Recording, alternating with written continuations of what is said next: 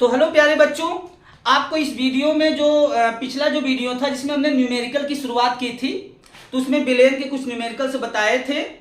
इस वीडियो में और न्यूमेरिकल्स हैं, वो हम सॉल्व करेंगे एक एक करके। उसको ध्यान से देखना, जितने भी सूत्र हैं उन सूत्रों को तैयार करना, और अंत में कुछ न्यूमेरिकल्स हम लिख देंगे केवल, और उस न्यूमेरिकल का आंसर भी देंगे और उसको आप लगाएंगे, और वैसे ही न्यूमेरिकल सारे न्यूमेरिकल आपको हल करना है। तो आइए देर न करते हुए जो इंपॉर्टेंट न्यूमेरिकल है हम बताते हैं, और आप उसको देखिए, आप खुद सॉल्व करिए, और जो हम लास्ट में देंगे उसको हल करके कमेंट में उत्तर दीजिए। तो चलिए देर न करते हुए हम शुरू करें। तो आइए हम नेक्स्ट सवाल की तरफ बढ़ते हैं।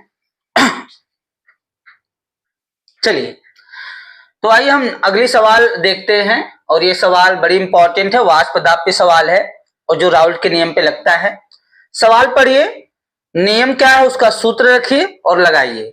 लगाते समय पहले ध्यान दीजिए क्या क्या दिया है, क्या ज्ञात करना है। आइए पढ़ते हैं। 293 केल्विन ताप पर जल का वाष्प दाब इतना है, 17.535 mmHg है, यानी कि मरकरी परिदाब है। उससे घबराइएगा मत। यदि 25 ग्राम ग्लूकोज को 450 ग्राम जल में घोलें, ग्लूकोज को घोलना है जल में, ग्लूकोज विलय हुआ, जल विलायक हुआ, तो उसी ताप पर 293 केल्विन ताप पर विलयन का वाष्प दाब क्या होगा। तो ये जो वाष्प दाब निकालते हैं राउल्ट के नियम से निकालते हैं। तो आइए पहले हम सूत्र देखें क्या है, तो सूत्र के बाद क्या क्या दिया है वो लिखें, फिर लगा लें। सूत्र आपका ये है, P naught minus P S upon P naught, small W capital M, small M capital W. सारा का मीनिंग क्या है आइए ध्यान से सुनते रहिए। इसमें क्या क्या दिया है जरा हम देखें। तो ये जो टेम्परेचर, यहाँ टेम्परेचर का जो रोल नहीं है लिखने वाला, ठीक है, परिस्थितियां होती हैं, तो आपको ज्ञात क्या करना, क्या दिया है, P नॉट दिया है, तो यहां ऐसे लिखेंगे, वी हैव गिवन, यानी दिया है, दिया है। क्या क्या दिया है भैया, P नॉट दिया है। P नॉट मतलब समझते हैं, शुद्ध विलायक का वाष्प दाब। यहाँ विलायक कौन है, जल है, जल का वाष्प दाब दिया है, तो P नॉट शुद्ध विलायक का वाष्प दाब है, तो 17.535 mm ये हो गया आपका, ठीक है। उसके बाद पीएस ज्ञात करना है, P नॉट तो वही है चीजिया, ठीक है, पीएस ज्ञात करना है, यानी विलयन का वाष्प दाब यहाँ पीएस है, तो ऐसे लिख दो पीएस, ये क्या करना है, ज्ञात करना है, ठीक है। अब आ जाते हैं स्मॉल डब्ल्यू। स्मॉल डब्ल्यू क्या है, ये विलय का भार है, तो विलय कौन है, ग्लूकोज है, कितना है, 25 ग्राम, तो ग्लूकोज का भार हो गया 25 ग्राम, ये विलय हो गया, ठीक है। उसके बाद क्या है, कैपिटल एम। कैपिटल एम का मतलब ये है कि ये जो विलायक का अनुभार है, यम जो है अनुभार है, ये विलायक का, ये विलय का है, और ये भार है, ये विलय का भार है, ये विलायक का अनुभार। विलय का भार स्मॉल डब्ल्यू इतना है, विलायक का भार कैपिटल डब्ल्यू, पहले इसको रख दें, विलायक का भार कैपिटल डब्ल्यू। तो विलायक का भार कैपिटल डब्ल्यू कितना है, 450, विलायक जल है और जल का भार दिया है 450 ग्राम। अब स्मॉल एम क्या है, स्मॉल एम विलय का अनुभार, विलय कौन है, ग्लूकोज है, ग्लूकोज का अनुभार जरा निकालिएगा आप लोग, 180 आएगा, ठीक है। ग्लूकोज C6H12O6, उसका अनुभार 180 आएगा। और कैपिटल एम क्या है, कैपिटल एम विलायक का अनुभार, विलायक कौन है, जल है, जल का अनुभार कितना होगा, 18 होगा। ये देखिए सारी चीजें जो जो दिया था हमने लिख दिया। अब लिख दिया ना, तो ये जो सूत्र है इसी सूत्र पे मान रखिए और पीएस का मान ज्ञात करिए। तो ऐसे पहले लिख दिया करिए, लिखने के बाद सवाल लगाया करिए। अब आगे हम सवाल लगाएं, इसी सूत्र में सारे मान को रखें। तो P नॉट कितना है, 17.535 minus PS upon P naught 17.535, इधर हो गया, आ जाइए इधर, बराबर small W capital M, small M capital W, सबका मान रखना है। स्मॉल डब्ल्यू देखिए 25 है, तो हमने रख दिया 25 गुणे कैपिटल एम कितना है, देख लीजिए 18 है, कैपिटल एम यानी विलायक का अनुभार 18 है, बटे स्मॉल एम जो विलय का अनुभार है, विलय कौन है, ग्लूकोज, अनुभार कितना होता है ग्लूकोज का, 180, तो यहाँ हो गया 180। आ जाइए जो है कि कैपिटल डब्ल्यू 450 है, ठीक है ना, कैपिटल डब्ल्यू जो विलायक का भार है 450। अब आपको क्या करना है, इसी को हल करके पीएस का मान ज्ञात करना है। तो क्या आप लोग हल कर पा सकते हैं इसको? अगर हल कर सकते हैं तो इसको आप करिए हल। इसमें क्या करना है, पक्षांतर करके हल करना है। इसको क्या करिए, उधर भेज दीजिए, गुणा हो जाए। फिर पीएस हमें ज्ञात करना, पीएस को एक तरफ करके इसको एक तरफ करके हल कर लेना है। कुछ चीजें हम आगे बढ़ा दे रहे हैं, लेकिन ये चीजें आपको करना होगा। चलिए ऐसे करिए, इसको यहां मल्टीप्लाई कर दीजिए। चलिए लिखिए 17 5 3 5 माइनस पीएस, ठीक है, बराबर। अब इसको यहां गुणा कर दीजिए तो 25 ये है, 18 ये उधर जाएगा तो 17.535 बटे 180 गुणे 450, ठीक है। अगर काटना है तो अभी काट दीजिए, नहीं तो और थोड़ा सा प्रयास करने के बाद काटिएगा। हमें पीएस ज्ञात करना है, ठीक है। तो आप पक्षांतर करके हल कर लीजिए, या हो सकता है ये पूरा इधर कर दीजिए, ये वाला उधर कर दीजिए, क्योंकि उधर जाएगा तो क्या हो जाएगा, प्लस में हो जाएगा। तो ये इधर पूरा करेंगे तो ये पूरा यहाँ माइनस होके आएगा, ये पहले से यहाँ है, तो पीएस उधर हो जाएगा। तो हम पीएस इधर लिख देते हैं, अगर गणित लगाते हैं तो इतना आप समझ सकते हैं। पीएस ये उधर है, मान लो हमने इधर लिख दिया, पहले से वहां क्या है 17.535, ठीक है। अब वो पूरा इधर आएगा, माइनस 25 गुणे 18 गुणे 17.535 बटे 180 गुणे 18, सॉरी 180 गुणे 450 ये। अब भैया ये पूरा हल करके जितना आवे उम्मन से ई घटा देबा तो आंसर आएगी। अब ये काम आपको करना है, चलिए करिएगा और देखिए पीएस का मान कितना आता है, करके हमें दिखा दीजिए कि मान कितना आता है, ठीक है। हल करके दिखाइएगा, ये पूरा हल करिए। आप इसको काट दीजिए, 18 दाम 180 10 आएगा, ये काट दीजिए, ठीक है। तो आप काट के हल करके हमें दिखा दीजिए जरा, तो इसका आंसर हम देखेंगे आप क्या लाते हैं, ठीक है। तो इस तरह से आप इसको सवाल को लगाएंगे, ठीक है। नहीं आएगा तो बताना, आंसर हम लिख देंगे कमेंट में, ओके। चलिए नेक्स्ट सवाल की तरफ बढ़ते हैं। तो अगली सवाल है आपकी, देखिएगा इंपॉर्टेंट है, एग्जाम में आता रहता है ये सवाल। क्या है, पढ़ते हैं, किस पर है, सूत्र क्या है वो ध्यान देना है, सारी चीजें। 3 ग्राम यूरिया को 100 ग्राम जल में विलय करने पर, यानी यूरिया जल में घोला गया, यूरिया विलय हो गया, जल विलायक हो गया, पहले क्लियर, कितना ग्राम है दोनों ये क्लियर। तो 3 ग्राम यूरिया को 100 ग्राम जल में विलय करने पर क्वथनांक में उन्नयन की गणना करना है। हमें क्वथनांक में उन्नयन ज्ञात करना है, यानी कि क्वथनांक उन्नयन विधि वाला सूत्र लगेगा। उसके बाद जल के लिए, जो विलायक है, जल के लिए केबी इतना दिया है 0.52। केबी क्या है पता है, ये मोलल उन्नयन स्थिरांक होता है, केबी आप पढ़े होंगे, ठीक है ना। तो इतना दिया है ये, ठीक है। तो पहले हमें क्वथनांक का उन्नयन ज्ञात करना है, तो जब हम इसको हल करेंगे तो हमें उसका सूत्र पहले पता होना चाहिए, क्योंकि सूत्र से क्या होता है ना, क्या क्या हमें चाहिए उसको ढूंढ लेंगे, ओके। तो इसका सूत्र है, क्वथनांक उन्नयन वाला सूत्र है डेल्टा टीबी। डेल्टा टीबी क्या है, यही क्वथनांक का उन्नयन है, ठीक है ना। तो क्वथनांक उन्नयन का सूत्र है डेल्टा टीबी बराबर 1000 इंटू केबी इंटू स्मॉल डब्ल्यू upon small m into capital W. यही भैया है सूत्र, ठीक है। और इसमें क्या ज्ञात करना है आपको, डेल्टा टीबी ज्ञात करना है, यही क्वथनांक में उन्नयन है। चलिए तो पहले क्या क्या दिया है और क्या ज्ञात करना है। दिया है, ऐसे आप लिखिए, एक एक करके चलिए लिखिए। दिया है, क्या दिया है भैया, 3 ग्राम यूरिया, यानी कि स्मॉल डब्ल्यू हो गया है आपका, स्मॉल डब्ल्यू 3 ग्राम, ठीक है। उसके बाद क्या है, 100 ग्राम जल, यानी कि कैपिटल डब्ल्यू दिया है 100 ग्राम। 100 ग्राम ये विलायक का भार हो गया जल, ठीक है। उसके बाद हम क्या निकाल लेते हैं, स्मॉल एम क्या है ये निकाल लेते हैं, ठीक है। स्मॉल एम क्या है ये निकाल लेते हैं। चलिए स्मॉल एम क्या निकाल लिया जाए, तो स्मॉल एम होता है विलय का अनुभार। विलय कौन है, यूरिया। यूरिया का अनुभार निकालिएगा। यूरिया का सूत्र होता है NH2CONH2, अनुभार उसका निकालिए और देखिए निकालने के बाद आएगा 60। यूरिया का अनुभार आएगा 60, यूरिया विलय है, स्मॉल एम विलय का अनुभार हो गया, ओके। केबी, केबी मोलल उन्नयन स्थिरांक होता है, जो दिया है आपका कितना है 0.52 ये इतना दिया, ठीक है ना। सारी चीजें हो गया।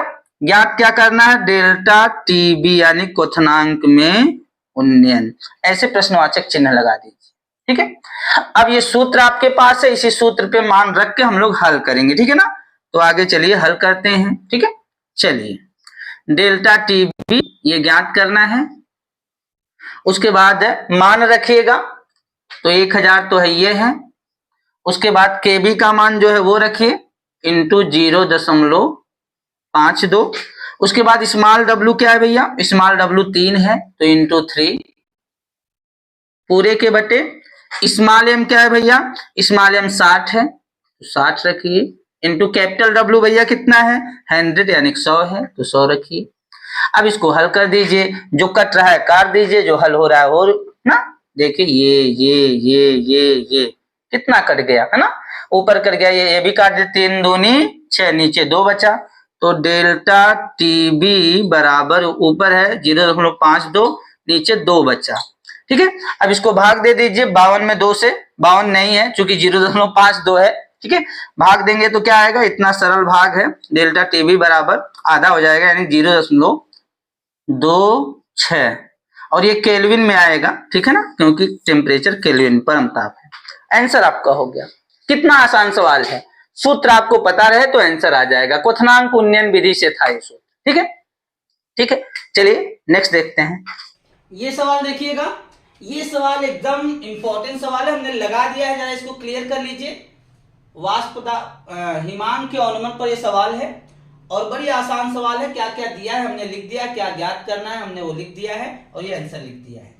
अब हम आपको लिखने जा रहे हैं जितने भी इंपॉर्टेंट सवालें हैं, यहाँ चिपकाएंगे, यहाँ लिखेंगे और इसका उत्तर आपको देना है। और ये जो सवाल है जरा देख लीजिए, नोट कर लीजिए, इसका उत्तर आप लगा के दिखाइए, हमने मान लगा दिया है, ठीक है। इसको दिखाइए, फिर हम जितनी भी इंपॉर्टेंट सवाल हैं वो सब लिख देते हैं और आपको आज लगाना होगा, ठीक है ना। अब आपकी बारी है। अब हमने इतने सवाल दिए, यहाँ पे 6 सवालें हैं, सब बिलेन से ही हैं अभी, तो इन 6 सवालों को आपको लगाना है। हमने आंसर भी लिखा है, एक बार हम नंबर्स जितने हैं वहां पढ़ देते हैं। पहली सवाल है क्वेश्चन नंबर 1, देख लीजिए एक बार। क्वेश्चन नंबर 1 है, ए है, ये बी है, क्रम से 80 mm है, 60 mm है, 80 mm है, 60 mm है। ए के 3 मोल ये लिखा है 3 मोल, ठीक है, और बी के 2 मोल ये लिखा है। विलयन का वाष्प पदार्थ क्या होगा, आंसर है 72 mm। कितना, 72 mm। जरा देख लीजिएगा। आइए क्वेश्चन नंबर 2 देखिए, किस ताप पर, कौन सा ताप है, ग्लूकोज का 5% है ये, ठीक है, W/V। विलयन 7 ATM, ATM मतलब ये दाब दिया है, परासरण दाब उत्पन्न करता है। R का मान है 0.0821, आंसर है 291.6 केल्विन, ठीक है ना, लगाइए। तीसरी सवाल है यहाँ पे क्वेश्चन नंबर 3, एक प्रोटीन के 200 सेंटीमीटर क्यूब जली विलयन में, प्रोटीन का ये दाब है जली विलयन में 1.26 ग्राम प्रोटीन है, ठीक है ना, प्रोटीन है, अच्छा तो प्रोटीन है। प्रोटीन का मोलर द्रव्यमान इतना दिया है 61.022 ग्राम प्रति मोल है। 300 केल्विन पर ये टेम्परेचर है। विलयन का परासरण दाब क्या होगा, और आंसर है परासरण दाब 2.57 × 10⁻³ बार, ये उत्तर है आपका, ठीक है। उसके बाद क्वेश्चन नंबर 4 है, 4 में देखिएगा 20% स्मॉल W अपान कैपिटल W जली विलयन Ki पोटेशियम आयोडाइड का घनत्व इतना है 1.202 ग्राम प्रति ml है। तो Ki विलयन यानी पोटेशियम आयोडाइड विलयन की यहाँ क्या लिखा है, मोलरता पहले ज्ञात करना है, उसके बाद मोलरता ज्ञात करना है, फिर विलयन का मोल अंश निकालना है विलय और विलायक का, ठीक है, ये आप करिएगा। क्वेश्चन नंबर 5 जरा देखिएगा, एस्कार्बिक अम्ल जो विटामिन सी होता है, एस्कार्बिक अम्ल सूत्र दिया है C6H8O6 के उस द्रव्यमान का परिकलन कीजिए जिसे